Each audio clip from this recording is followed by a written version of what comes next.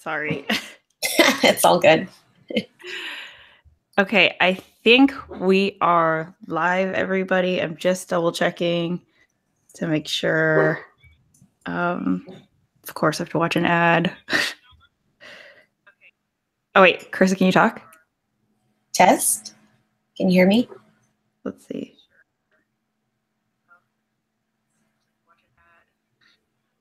So it's like 30 seconds off. Okay, we're good. Okay. All right. Hi, everybody. Heather here. And today I'm joined by Carissa, my accountability partner, and we're trying something different. If you are a subscriber to my channel, you know that we do have a live show that we do every now and then called Empowered Entrepreneurs. And what we'd like to do, just kind of starting today, moving forward, is put a little more structure on it to talk about a specific topic and then have you guys, contribute to that discussion, ask us your questions. But we will be posting the topic that we will be discussing on the show to Twitter in advance, like the day before, so that way you know whether it's relevant to you or whether you have something to add to the discussion, whatever. We invite you to do that. So today our episode is going to be focusing on how to retain customers and subscribers, and I wrote both of them because this is what I really love about having Carissa as an accountability partner. And I think what would be valuable to you guys is that even though, well, Carissa has multiple businesses, and I'll have her, if you're new to the show, she can give you a little background on herself. But what I really love about having our different perspectives is that she has a brick and mortar restaurant that's like doing really well. So when I have, issues that my business is purely digital, it's purely online. But even despite, her having a brick and mortar and me being all digital, there's so many things that are the same. And I think there's a tendency to forget how much correlation there is and how many things are the same when you have a business that's offline or a business that's online. You think that everything is different, but it's not. And I think this is kind of a perfect introduction to point those out, because even just looking at some of the points that Chris is going to talk about, it's all the same when you're trying to retain subscribers or build an online audience. So Carissa, do you want to start by giving a little intro as to who you are for those who don't know you? Yeah, sure. Hi, everybody. So my name is Carissa.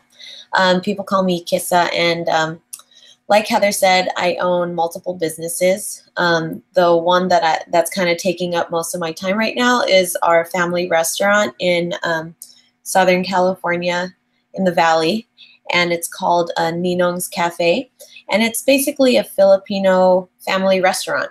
We serve diner-style food, so we serve breakfast and lunch, that type of thing, and we just recently moved from a small location that sits about 22 people to a space that seats over 70 people.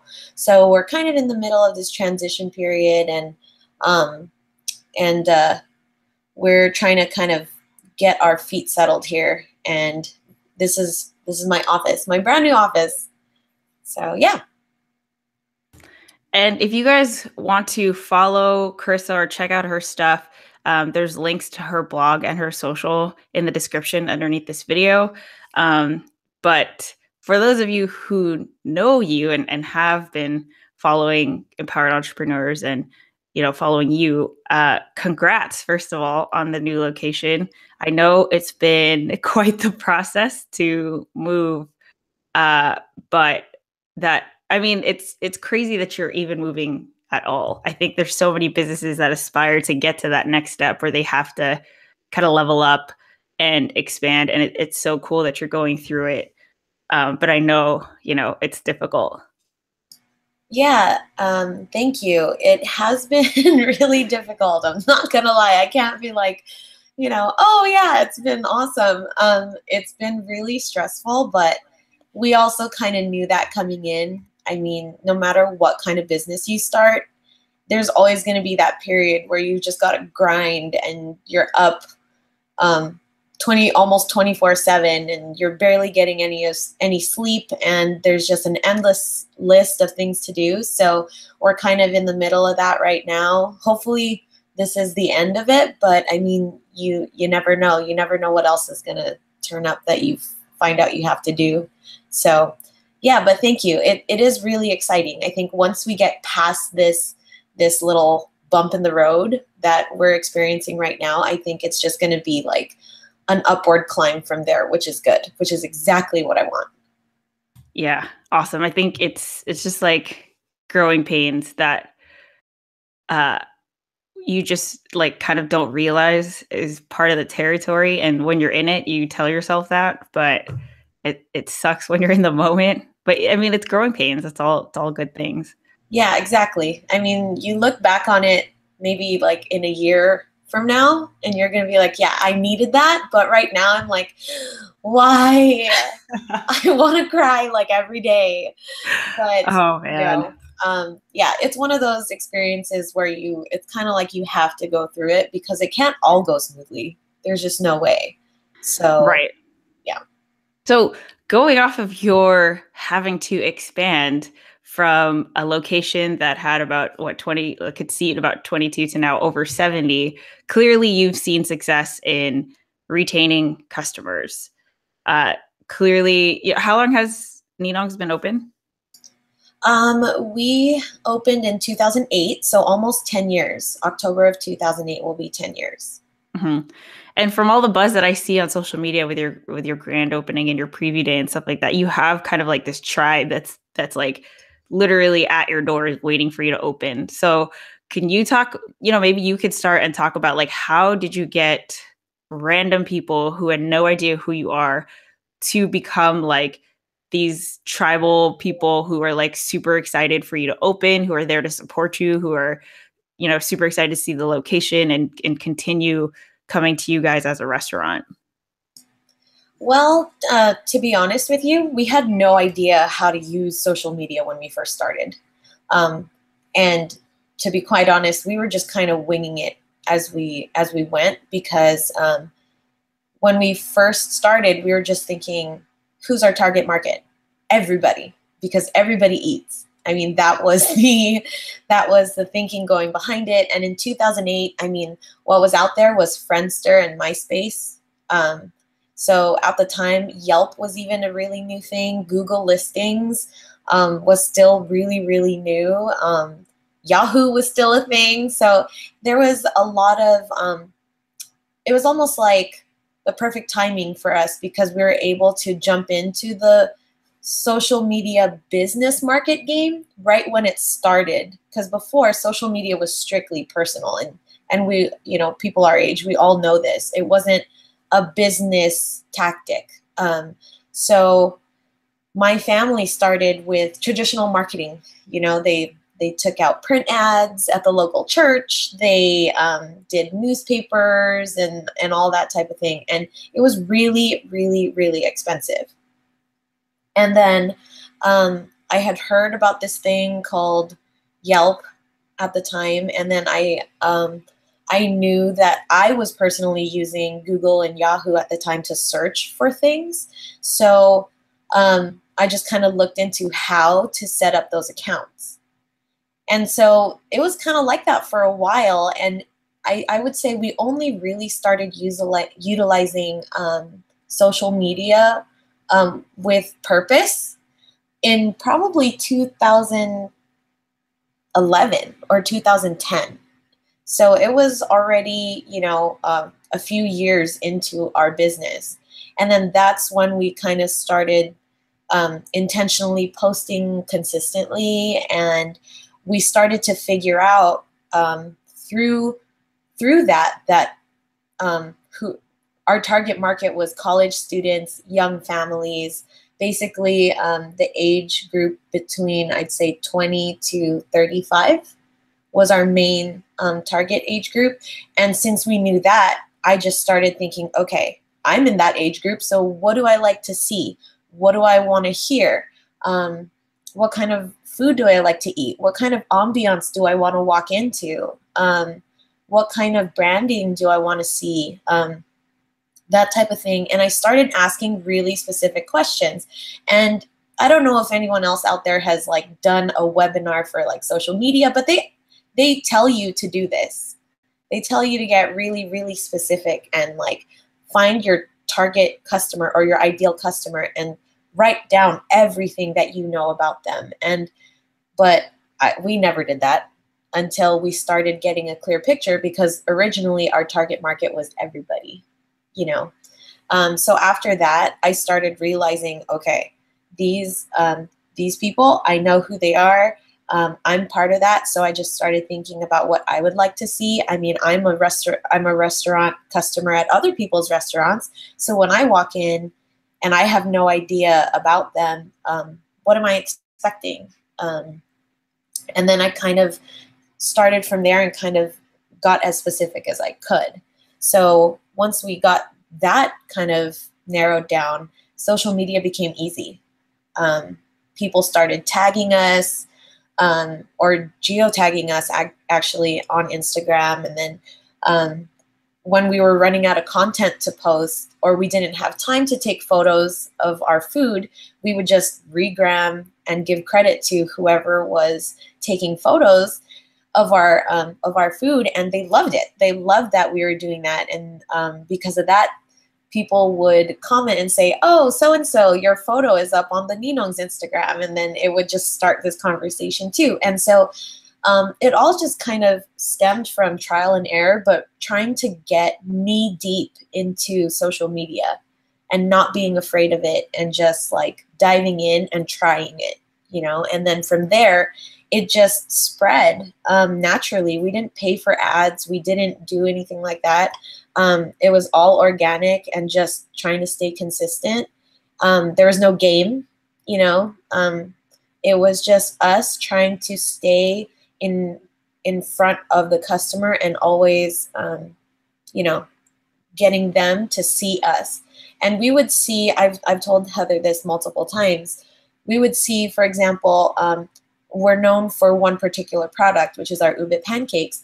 And if you start looking at our feed in the beginning, it was nothing but that. It started getting really boring. So Charlie, who's in charge of my social media, he's my husband, he started posting other things on the menu, you know. And you would see if he would post, for example, Loco Moco on our Instagram, even within hours of him posting it, you would see a surge in Loco Moco orders. It's amazing to see how quickly social media can influence your audience. And even if it's someone, I mean, if you can imagine, I'm sure a lot of people do this too, but when I wake up, I open up my phone, I go on Instagram and I start scrolling. And if it's in the morning, it's perfect timing, because then you see something that you want to eat and you're like, man, that looks so good. Let's go to Ninong's today. So it's one of those things where it was just, we saw the power of social media and the influence it immediately has. It's not like eventually, you know, it's an immediate interaction with people. And that's why I always say social media is the new word of mouth. It's just how people share information with each other. So it's not just in person anymore. Everyone sees social media as a place where they can find recommendations. Yeah, and I think if you're an online brand, or you're just starting out, say you're just, you know, trying to build a YouTube channel, for example, and you're like, I don't understand, you know, how your experience would translate to me. It's weird to think about at first, because even I struggled with that, but literally like everything that you said can translate over, especially like knowing who your audience is. Because if you're an online brand, it's so easy to compare yourself to the people who are kind of already there and they have millions of subscribers. And so you think like success is having millions of subscribers, and just trying to get as many subscribers as possible. Because I remember, even for me, you know, 60 is better than 50, 70 is better than 60. And you don't really care who the heck is made up, you know, of those numbers.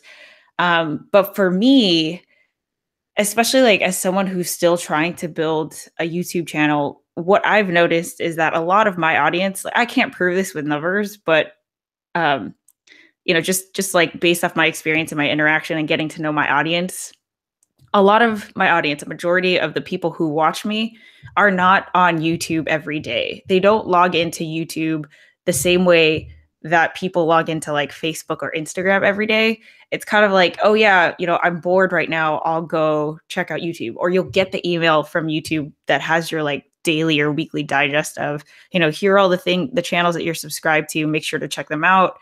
But to me, my impression is that people don't log into YouTube as often as they do the other platforms just because it's not quick. That like even if you were to watch one video of one of the channels you're subscribed to, that's at least 5 minutes, and then to go through the whole thing, like you're talking like an hour.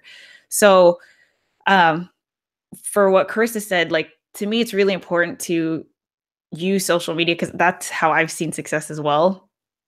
To know who your customer or your subscriber or your client is and really trying to understand their behavior. So Carissa said that she knew that she is a person who goes to restaurants.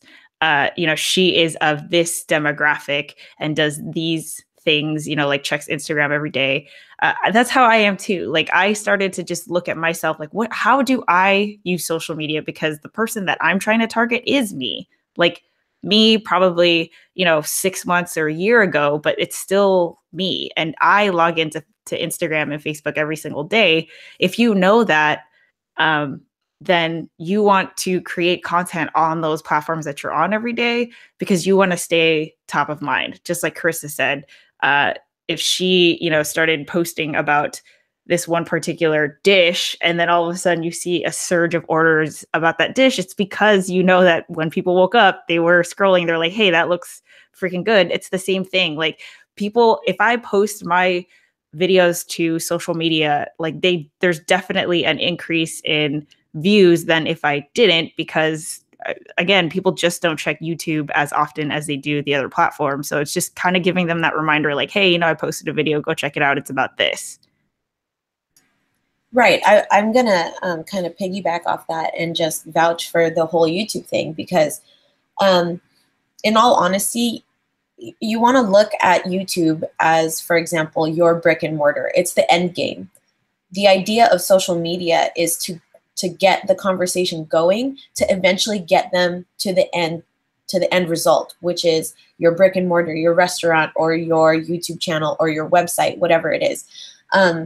I am that viewer, just like you said. I am your ideal customer because for me personally, I love YouTube.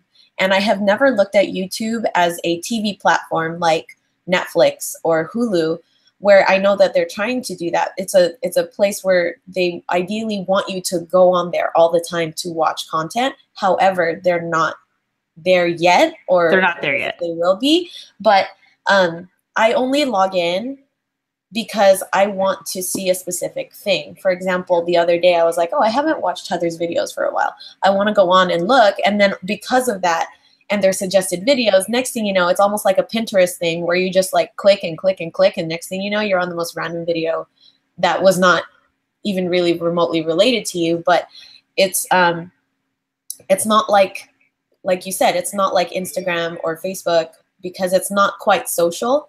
You don't go on there to like check every moment of the day. You're not sharing quick quips, it's because the content is too long for something that you're just retaining for a few seconds. And Instagram and Facebook fulfill that like quick quip type thing. So I always look at YouTube, and I know Heather has said this before, I always look at it as more of like a search engine or the end result. It's like the target that you want to point your social media to. It's not a place to really like market yourself per se. Like I just think it's hard to do it that way when you're starting out. Especially if, I don't know. I think because for me, I kind of didn't really know what my channel was going to be about, which I think is most people. You have an idea, you have a theme, but like, could you honestly say what your 10th video is going to look like, your 20th video? And that's what made it difficult for me. And my impression is that people who are on YouTube already know what they're going to watch. Like they already have the channels that they go to. And it's almost kind of like this like chore to like add another channel on top of the channels that they religiously watch, you know? So that's why that's why, like, if you watch a video, I talked about my zero to YouTube strategy to like reach new people. There's no YouTube on there. Like, I did the only YouTube that's on there is like to create content on YouTube, obviously. But I'm doing this $2 strategy where I'm basically going onto Instagram, Facebook, and Twitter and engaging on that platform, on those platforms, to then pull those people to YouTube and then subscribe to my mailing list. But I did not factor YouTube on there. I thought about it, but it's just like, I don't know. I feel like the people that are already on YouTube already either know what they're going to watch or they're creators themselves. And I didn't think that, the creators need to take my course. So it's just like, there's only so much time in the day. Creating content and managing social media platforms can be extremely overwhelming. So you don't want to like spread yourself super thin. And Carissa said this earlier, you really want to be specific. You want to hone in. And if that means like, choosing one platform and winning at that or whatever, then just the more specific that you can get, the faster I feel like you would see results. Yeah, definitely. I 100% agree with that. Considering even how much our business has grown, we started off with 6 people working, and it was just family.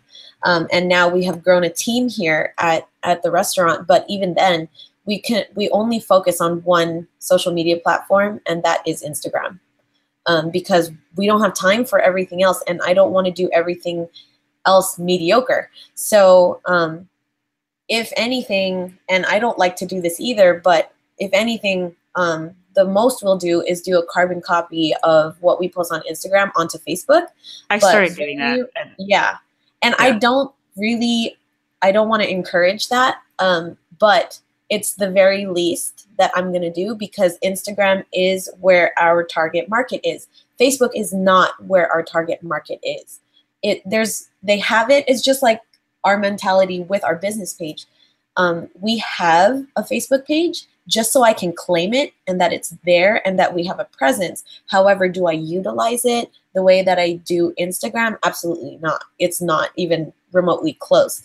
The engagement that we focus on and all of that is very different from the engagement on Instagram that we do is very, very different from the engagement that we have on Facebook. And it's for multiple reasons. It's things that I've kind of weighed out, but mostly it's because of time. And like Heather said, if you get one platform 100% right, you won't believe how much of a difference that will make. You don't need to spread yourself across a million platforms. You don't. Yes, totally agree. What's it called? Because I know we've talked about this on previous episodes of Empowered Entrepreneurs, how we don't like carbon copying content on like multiple platforms, especially like for me, I'm subscribed to all your content and then I go on all the platforms, I see the same content and it's kind of like annoying. But actually, like I feel like there is a segregation. I don't know if that's the right word, but I feel like with all the changes that happened on the platforms in 2017, I feel like people are starting to use the platforms differently, or there's a new kind of audience that's developing on either platform. I feel like on Facebook, there's a new audience that was just like not even on social media at all, and now they're there. I think it's more. I think it's more prevalent for a person to actually like business pages, whereas before it was like, if I saw anything that was related to a business in my feed, I immediately flagged it in my head as an ad. But now, like, if I followed Ninong's, which I do, I get excited to see things like, oh, grand opening, and there is an event that promotes it. And that's different from Instagram. And like, I'm not, obviously like pick one and win, but also if you're trying to maybe tap into like another platform, say you only do Instagram right now, I think it's a really good time to try to do Facebook because of all the changes that Facebook is going through. And that's why I stopped caring about like dual posting or like carbon copying posting, because what I've noticed is that the people who follow me on Facebook are actually like not all completely different, but they're different. Like there's a lot of people who follow me on Facebook that don't follow me on Instagram, which is funny. I don't know. But my audience on Facebook tends to be older. My audience on Facebook tends to be people that I haven't met actually in real life, whereas Instagram, I had my Instagram since the day I started my channel. So a lot of people have been following my journey. But on Facebook, it's like, I still get people who like the Facebook page. And I'm like, how did you find me? Well, if you're here, I got to give you content, and I don't care if it's like the same thing as Instagram because you're not following me on there. Right. Actually, there is something to be said about that. And I agree. I was going to say that Facebook has become a very mature audience where originally, the whole purpose was to network college students together, so it was for a definitely younger crowd. But now you'll see your mom, your dad on there, you'll see your aunts and your uncles. And so I think part of it too is just, like you said, utilizing each platform for the tools that it is giving you. So yeah. For Ninong's, when you mentioned the grand opening, that's exactly what I used it for, because I do have an audience that isn't on Instagram, on Facebook. And that's why like you said, that's why I do carbon copy it. I do post on there, and then I try to engage as much as I can, but I personally don't log on to Facebook that much, or at least I try not to. So there isn't as much engagement on there, but most of the time, the mature audience that is currently kind of starting to become the majority that is active don't look for engagement. They just, they like to see things. They want to scroll and they want to see what's going on. And so that's okay for them. That's all right. And then on top of that, Instagram doesn't have event invites or event pages. So that's something that I couldn't do on Instagram. So what I did was I went onto Facebook and I did it. And so, yes, it might not necessarily be inviting my my ideal target market. However, I don't need them to RSVP to come. You just need them to see the notification. Yeah, they just need to see my post, and if they want to, they'll go. Whereas I feel like Facebook has, they give you an option to be specific. It gives you an idea of how many people are going to end up going. It has its pros and cons, but you just have to, I think for our business too, that's why we're there. I claim the page and we're using it sort of. And yes, it's not our focus, but I still utilize it for the things that the other platforms are kind of not necessarily lacking, because it's not like I'm looking for event invites on Instagram. I definitely don't want that on there, but since for that specific purpose, Facebook was a good option for me. Yeah, and that's the thing. Like King Flip just said, Heather with the 180 on Facebook from 9 months ago. And then Instagram threads are so backed up, posts don't have enough time to breathe. That, Facebook events and Facebook groups, these are two features that Instagram or no other platform can actually even compete with. They are amazing, because when you post on Facebook as a business page, and I'm talking to people, like, this is whether you're a brick and mortar or you're an online brand like me, because I have a brand page for HeatherJustCreate and for Sharespark Media. If you post on there, it's pay to play. That's for sure on Facebook. If you want more exposure, even for the people that are following you, I have like 300 people who are following HeatherJustCreate. And when I post it, I don't get 300 people reached. And that's because Facebook wants you to pay to play. But if you go the extra step in creating a Facebook group or creating a Facebook event, people who subscribe or follow your page will get that extra notification. So the reach will definitely be a lot higher than like if you were to just post on Instagram or if you were to post on Facebook. But obviously you need to keep in mind, you have to keep in mind the different audiences that are on either platform and how those different audiences use the platform as well. Yeah, I definitely agree. I also kind of agree about what King Flip said about Instagram posts not having enough time to breathe. Because there's so much information going on there, but you have to remember that Facebook is the exact same thing. And with the idea of being able to press that share button, I see the same video on my feed for like 3 days by like a million different people, and it starts to get like really old. So it just depends on what you're looking for and what your personal preference is.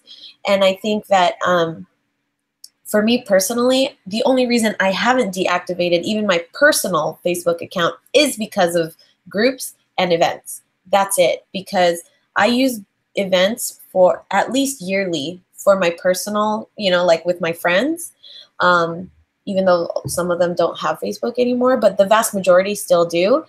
And I also use it for Facebook groups, because nowadays, I mean, before forums were the thing. But to be able to do it on Facebook is so much easier. The things that you're able to share with your group, the features that it has, it just like surpasses any forum that has been around, and the user interface is just so much better. So, you know, that is absolutely what I use Facebook for. And then sometimes it catches me on my feed, and then I just start scrolling, and then it kind of sucks you in. But it's very different from what I look for on Instagram. A lot of times when I log into Instagram, it's because, one, I like to watch the stories. And two, I look for inspiration there. Okay, see right there. Take note. If you are watching this video and you're trying to figure out how to retain customers or subscribers, and Carissa is your target audience, okay? This is what she uses the platform for. She likes watching Instagram stories. And what was the other thing you said? Oh, inspiration. Inspiration. Like, especially right now, the pages that I'm following are like because I'm an entrepreneur, I follow other entrepreneurs aside from other friends and stuff like that. I like to see positive things when I'm going through something down. And most of the time what you'll see on Instagram is good things, yeah. You know?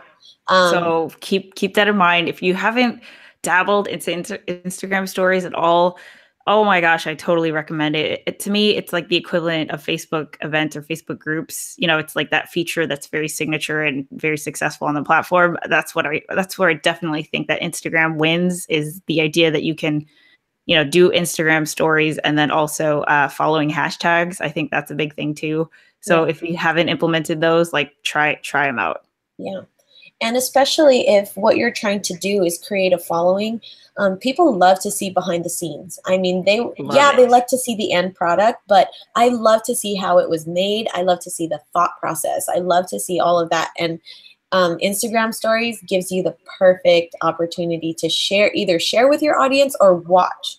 And either way, it's valuable, because coming from a person that is going to create content, the engagement that I get based on Instagram stories just gives it a more natural conversational feel with the brand, with the end customer as a brand. However, on the reverse side, being a viewer and watching other brands and other people, it also gives me a feeling of these people are real. There's no pedestal that they're put on anymore. And it levels out the playing field in regards to you're relatable. You're not this picture perfect entity. Stuff goes on. And I like to see that, you know, because it makes me feel better. Right. And I think that's always, you know, the premise behind social media, even though people didn't understand that. But especially for businesses, brands, and organizations and causes and these things that are intangible, you know, like companies are not people. You know, you can't walk up to a company and talk to them. But that's what social media allows you to do, is that it humanizes an organization. And the more that you can, you know, give your organization a personality, and like the more that people can feel like it's a person and they understand, they get to know the people behind the brand. I mean, talk about retaining customers right there. Like people just appreciate that so much more. Yeah, definitely.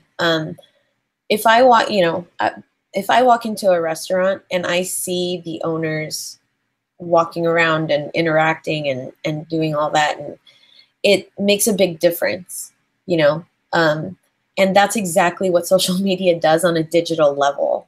You know, it's the same exact idea. So if you're able to talk to your audience in this way through a digital platform, do it. You know, it takes effort. It really, really does. It takes effort, but it's so worth it because it, like Heather said, it just humanizes you. And nowadays there's just so much to see. There's so many options. There's so many, like even for me, there's a million places where I could eat. And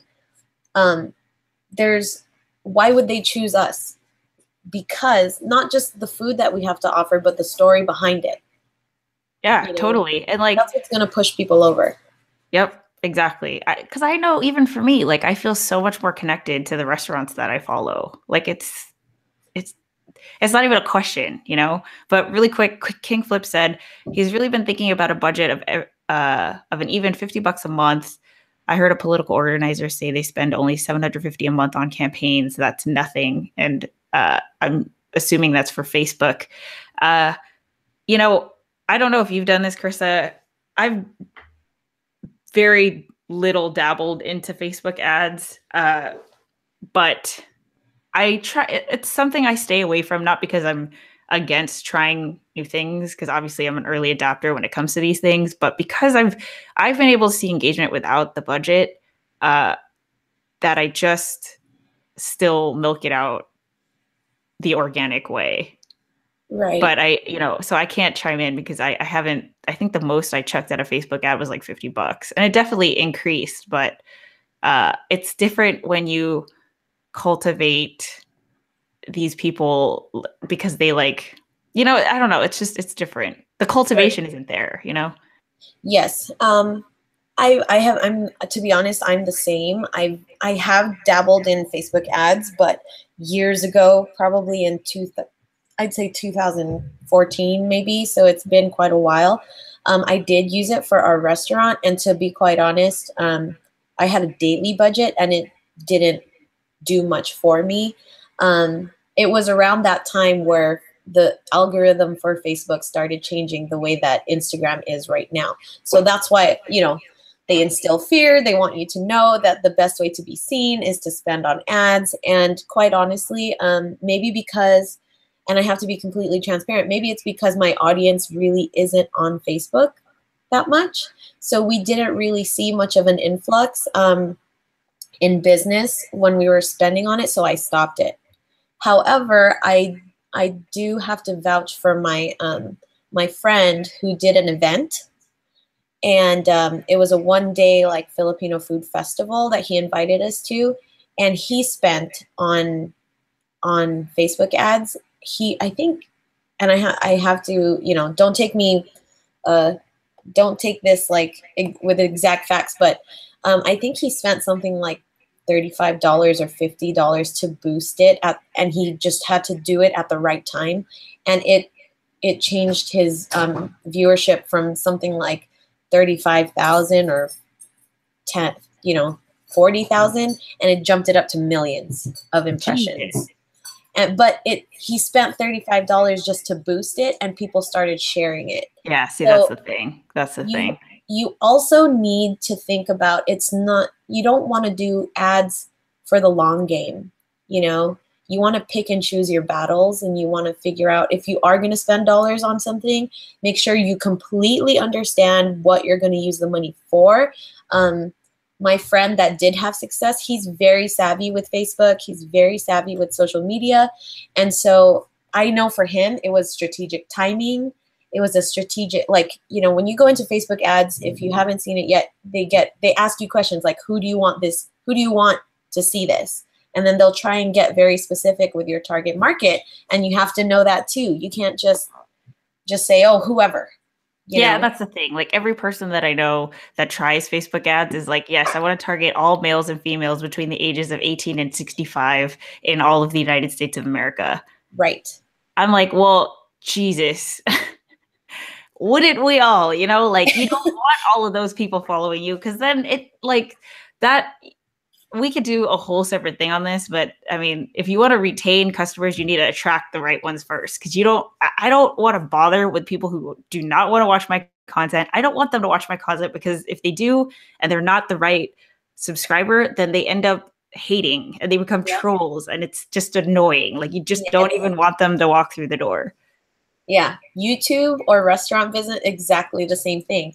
If they don't get you, if they don't understand what you're about, all they're going to do is hate on you. So you might as well attract the customers that are going to sing your praises, that understand what you're trying to offer, that like just know that understand immediately, you know. And that's why you want to get specific with it, because why spend all of that time trying to persuade someone or change someone's mind that already has a fixated idea of you? Why spend your time? What you want to do is cultivate the people that already kind of get it.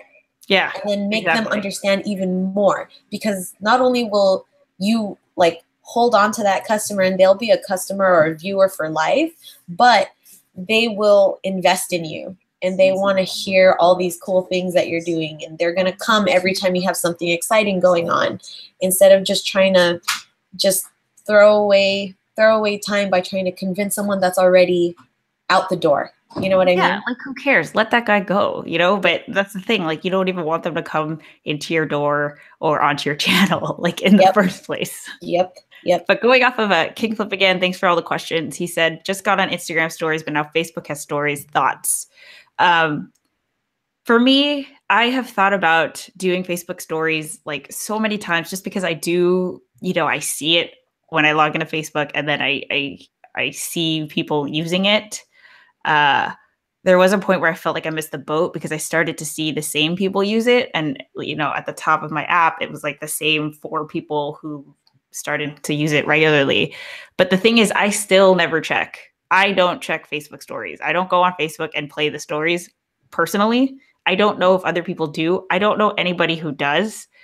And every time I have, which is like only been, I don't know, 6 times since the feature came out, I've gotten like 3 people who have watched it. So to me, it just wasn't worth it. Now, Facebook is going through a lot of changes. I don't know what that means. Like, I don't know if, you know, it's gonna be a new consumer behavior where, you know, people start to watch Facebook stories as much as they do Instagram stories. But for now, like, it's just, I would rather, like, you know, download this video, cut it up into pieces, and post that onto Facebook versus posting on Facebook stories. But that's just me. I have to agree with that. I think it depends on your target market, but right now where Facebook stories is, it's very confusing. And because of where Facebook is in their business development, it's very up in the air about what's going to work and what's not going to work. Because a few months ago, Heather and I did a live stream and we were talking about the marketplace and Facebook video and all this stuff. And it still hasn't blown up the way that Facebook, I think, has hoped that it's going to blow up. So coming from a person that does not use Facebook stories but uses Instagram stories, am I lagging? Sorry, just want to ask. A little bit. Okay. Hopefully it'll... But your voice isn't. Okay. So coming from a person that uses Instagram stories but doesn't use Facebook, for one, on the mobile side of things, I don't know how Facebook stories works, because on my Facebook app, I don't see it. I see it in Facebook Messenger.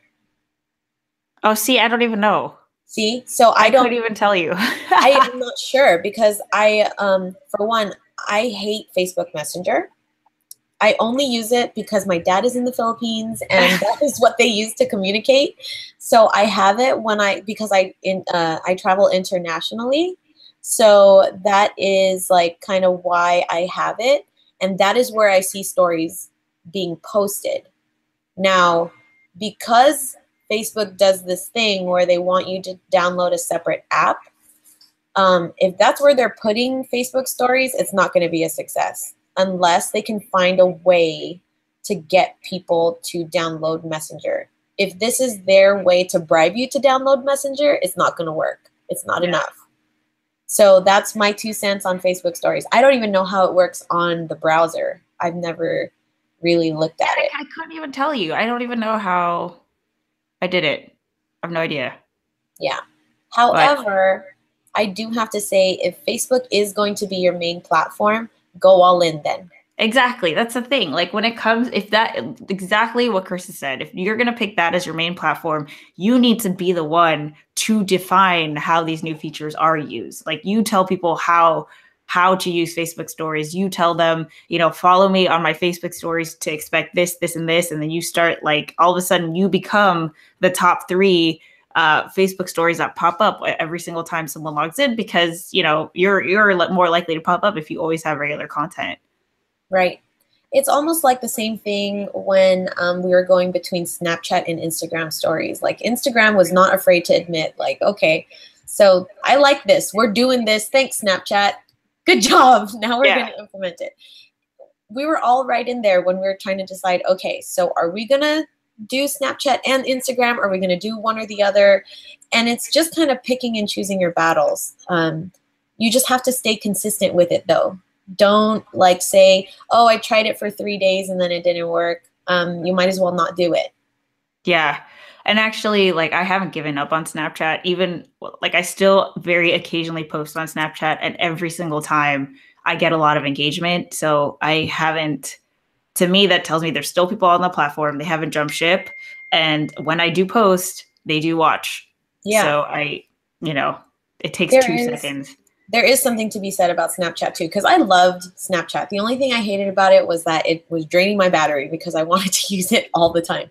But there is something to be said about Snapchat. For me personally, I just had to pick and choose my battle, and my battle was finding the time to post on both Instagram and Snapchat. And I felt like my personal target market was on Instagram. So buy Snapchat for me, but I love Snapchat. And if that works, I mean, I see people all the time. I know that they're doing carbon copies and using Snapchat and then posting onto Instagram. And that's totally fine because I totally get it. I love Snapchat, or I loved. I don't know what it's like now, but I liked it. I thought it was a great platform. It was just for me. I didn't have time, so I had to kind of just cut my losses, but it was a loss definitely for me because I liked it a lot. King Flip also says that's the good thing about local business in a specific niche. I know exactly who I'm targeting. The ad spend would be perfect. I 100% agree, especially if you're brick and mortar, and you can hone in on the audience that you're targeting to be like within 10 miles of your place, just because you know that no one's going to travel, you know, from 20 miles away. I definitely think that Facebook ads is worth it. Just because like right there, you by default, you have to be specific. And I'd be interested because mine's not like that. Obviously, I'm online. So I'd be interested if you do that, like whether you see success or not. And then also he says, I live in Oklahoma. If I had Hootsuite, I'd be dominating all platforms. That's a very easy problem to solve. Hootsuite Pro is $120 a year. I have used it since, God, I don't even know, 2010. It's my number one tool, I would probably say. So it's so worth the $120. I don't know why you're not already on it. Yeah, I can vouch for that too. I used to use Hootsuite, but I don't anymore just because I'm not on all platforms. So it doesn't really work well for me personally. But when I was, it definitely was worth every penny. So yeah, like for me, I haven't kicked off my $2 strategy yet. I'm supposed to start that today. But I use it to manage my clients' social media. Like I need a platform to manage multiple social media accounts for multiple clients. So Hootsuite is where I go. But with that said, it's been like almost an hour. So I think we should try to wrap it up, Carissa. Okay. Well, I wanted to ask you before we sign off. So what are your your top 3 key points about retaining your audience? For me, it really goes. I feel bad for saying this because it's not very specific and it seems very like philosophical and it's not very tactical. But like when you have a really good understanding of these things, then I would hope that you could see the strategies for yourself when it comes to your own brand. But to me, it's about attracting the right customer, making sure that that customer connects with your content, resonates with your content, engages with your content, buys your stuff, pays for your service, whatever, like they actually convert into whatever it is that you're trying to convert them to. And then making sure that they have an opportunity or a reason to come back in again, or to watch another video, or whatever your conversion is again. And if there's so many strategies that you could put into all three of those things. But if you've gotten to at least step 2, you have someone who's at your restaurant, they paid for the bill, or they're at your YouTube channel and they've watched a video, but they haven't hit subscribe yet. You have to, that's why, our entire discussion is about how do you stay on top of mind of those people, so that the next time they are craving breakfast, they come to you, or the next time they want to see a video about entrepreneurship, they come to me. Where are they, and how do you find them, and how do you connect with them? That's what I feel like the focus of this conversation was. But yeah. Yeah. How about you, Carissa? Well, going off of what you said, one of the things that I always want to enforce is authenticity, vulnerability and authenticity, because what people see on social media should be a reflection of what they see at the end. So whether it's your YouTube channel, your website, your online store, or it's your brick and mortar restaurant, what they see in the photo should be exactly what they get when they walk in, when they click onto your site, or when they walk into your store. It needs to be the same. So that authenticity is absolutely key. And then vulnerability is the next thing. The behind the scenes, sharing not just what the end product looks like, but sharing the story and the journey. People think it's a pity party, but it's not. It's not like you're looking for pity here. You're looking for connection, and you're looking for a way to get on the same page with your customer. So that vulnerability, I think, is the easiest way to retain customers.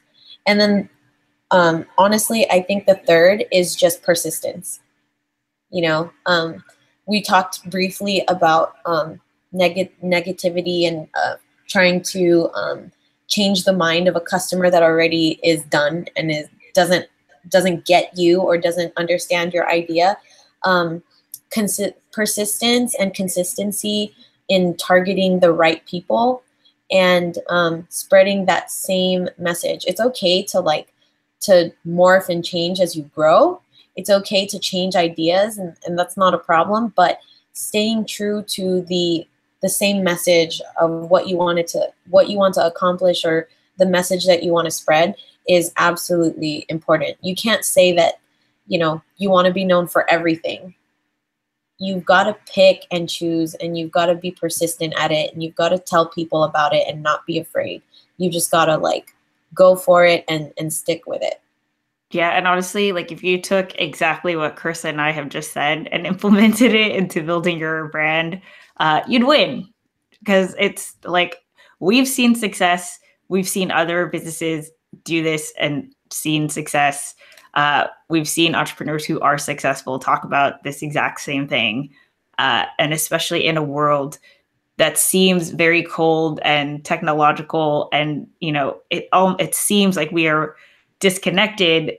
We're, in my opinion, more connected than ever. So the more that you could focus on genuine, sincere, ways to build relationships. You see these social media platforms and YouTube and all of that as the new word of mouth, and you just keep remembering, it's about that human connection at the end of the day. You're going to win.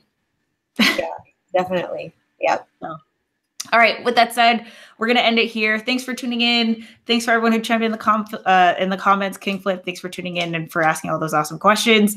Carissa and I are going to keep up with this weekly show, but next week we're going to be doing it, I think every other week after this, we're going to be doing it on Mondays at 11 Pacific Standard Time. Again, follow us on Twitter to see what the topic is going to be for that week. But yeah, anything else, Carissa? No, this was awesome. Cool. Awesome. Thanks for joining. Give this video a thumbs up. Follow us on all the social things, and we will catch you guys later. Bye.